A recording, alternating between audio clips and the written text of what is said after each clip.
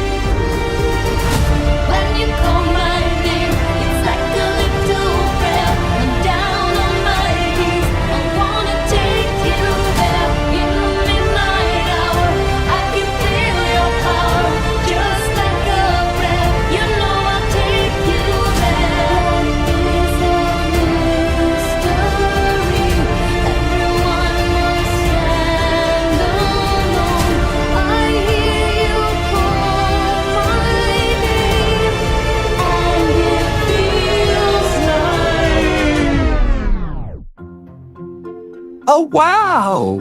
Would you look at that?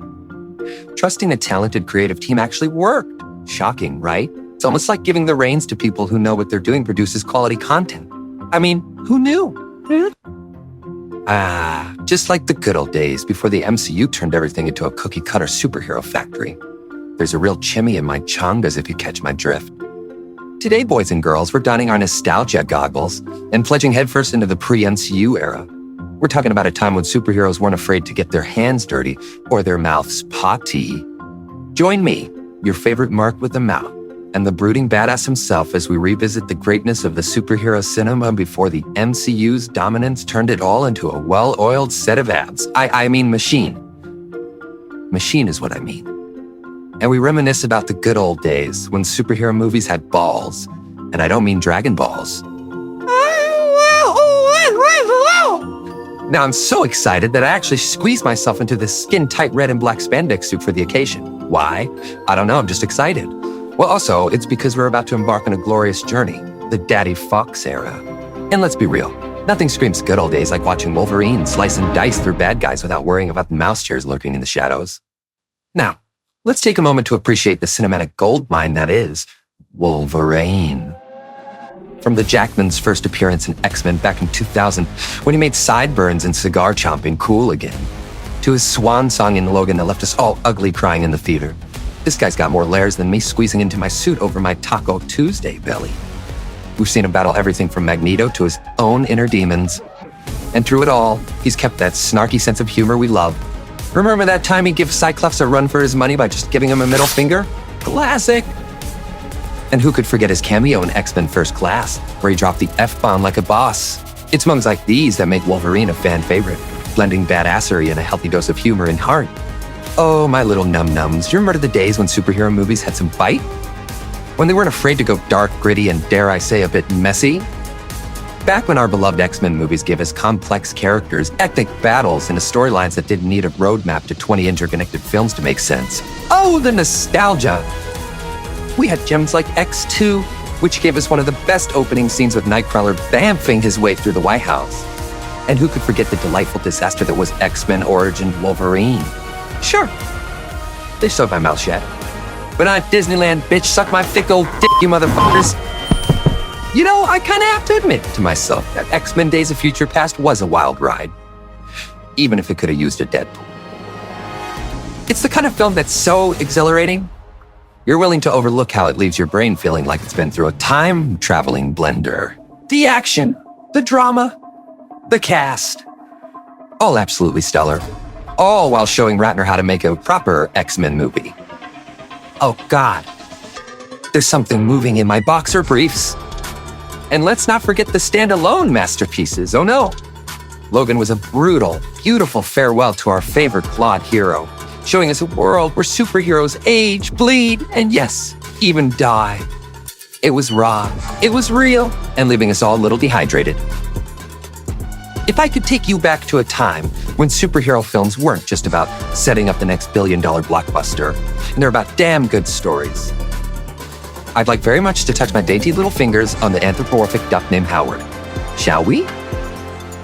It's a film about a walking, talking duck with a plot that's somehow both nonsensical and captivating.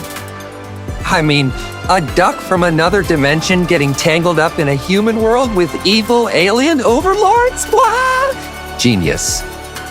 Or completely bonkers. And those special effects? I'm pretty sure the CGI in that movie was still in its toddler phase. Like it learned to walk, but stumbled over every pixel. But let's give credit where credit's due. Big thanks to Georgie Boy for blessing us with this feathered oddity.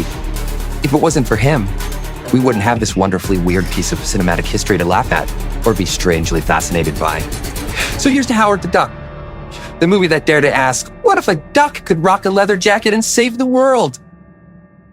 I also wanted to take this time to thank my friends, Elektra, Blade, and Gambit. I think that's his name. I don't know what the fuck he said the entire time. But you all remember Elektra? Yeah, the one with Jennifer Gardner.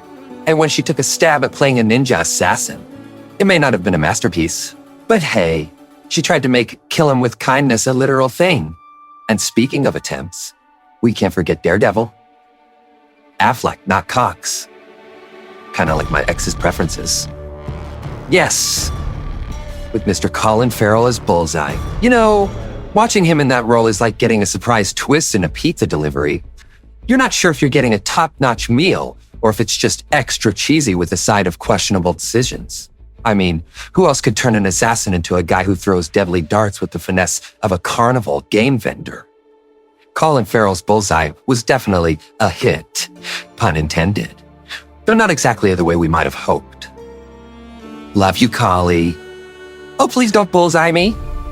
And then there's Blade. Oh, Blade, where Wesley Snipes taught us that vampires don't stand a chance against a day-walking badass with a serious attitude.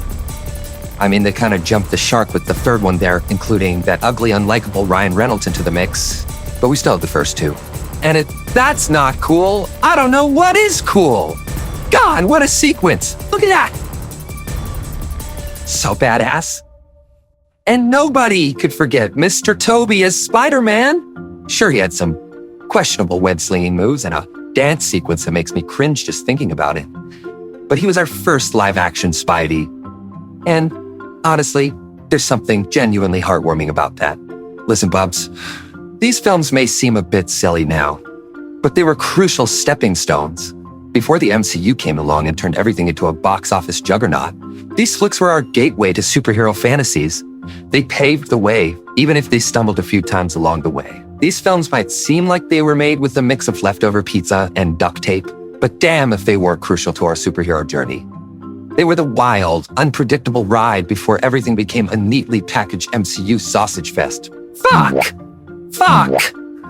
Sure, some of these flicks had their cringeworthy moments, like Spider-Man's dance moves that made us all question our life choices. But they had something the MCU often misses.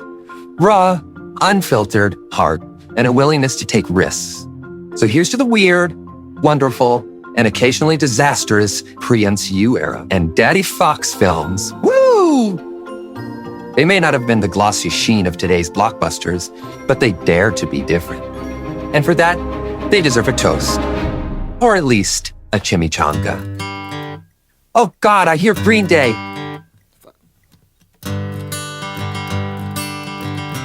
It really is the anthem for sentimental B-roll footage. Nothing says I'm feeling deep and reflective, quite like acoustic guitar and violin. Turning point, a fork stuck in the road. Time grabs you by the wrist, directs you where to go. So make the best of this test and don't ask why. It's not a question, but a lesson learned in time. It's something unpredictable, but in the end is right. I hope you had the time of your life.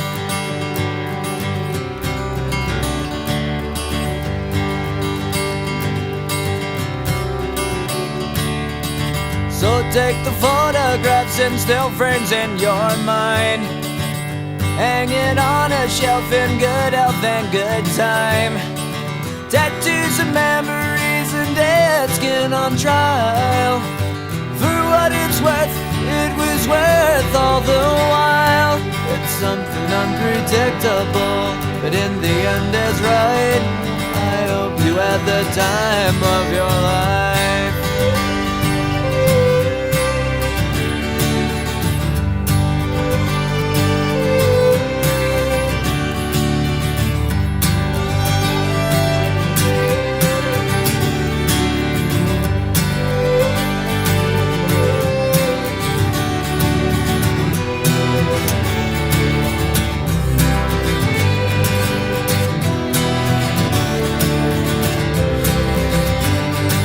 It's something unpredictable, but in the end it's right. I hope you had the time of your life.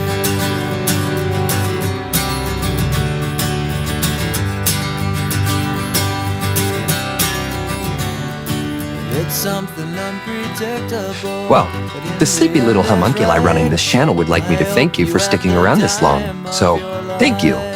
Bye-bye now. It's time to go. Nothing more to see here, bubs. Okay? Goodbye. Adios, mis amigos. Au revoir. Sayonara, Kimasabi. And remember, always wear sunscreen and never trust a guy in a purple suit. Deadpool out.